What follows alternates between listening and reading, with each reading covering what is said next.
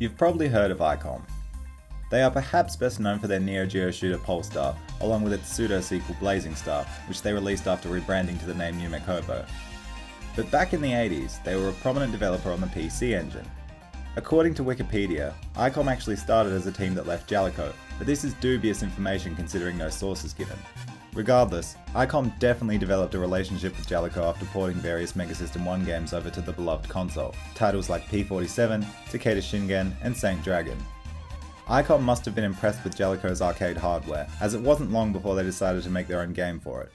This would result in the Astyanax, known in Japan as the Lord of King. Designed by Tokuhiro Takemori, it could be considered a sequel of sorts to his earlier PC Engine title, The Legendary Axe.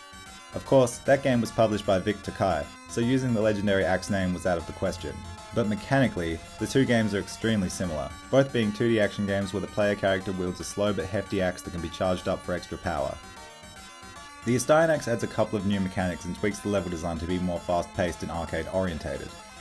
And of course, the graphics are far better than what could be achieved on the PC Engine.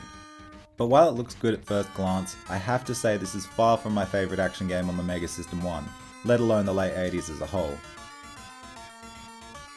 You control the warrior Roche.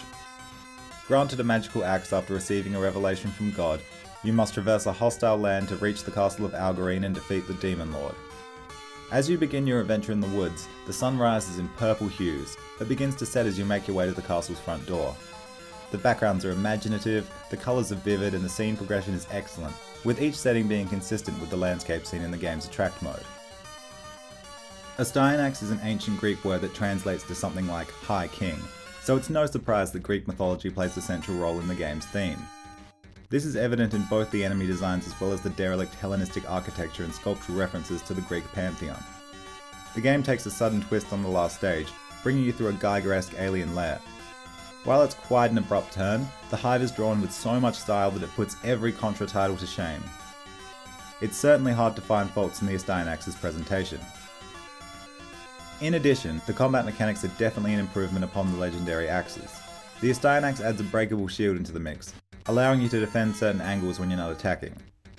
You might think this makes the game overly defensive, but trying to block attacks and wait for the perfect counter will get you killed given how voracious the enemies are. Instead, constant aggression is a much more viable strategy. Another new addition are the screen clearing bombs, which add a resource management aspect to the game. You can either use them frequently to clear the screen and blaze through levels, or save them up to take out the bosses quickly. While I appreciate the new mechanics, the level design itself is quite flat and boring. The whole second half of the game is just one long corridor, lacking even a single pit to fall down.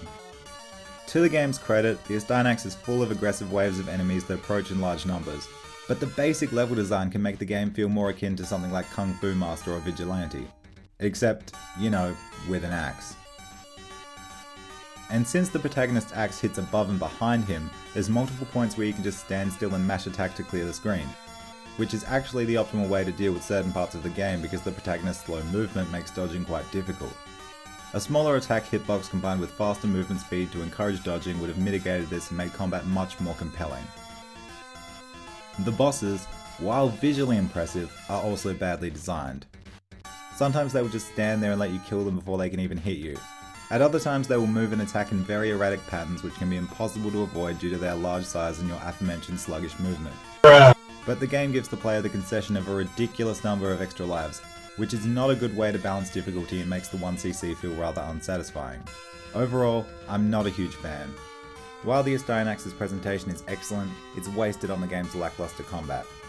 Yet somehow, this game is far better known than the rest of the Mega System library among Western audiences. I guess the allure of hacking up xenomorphs with a flaming axe is just too powerful.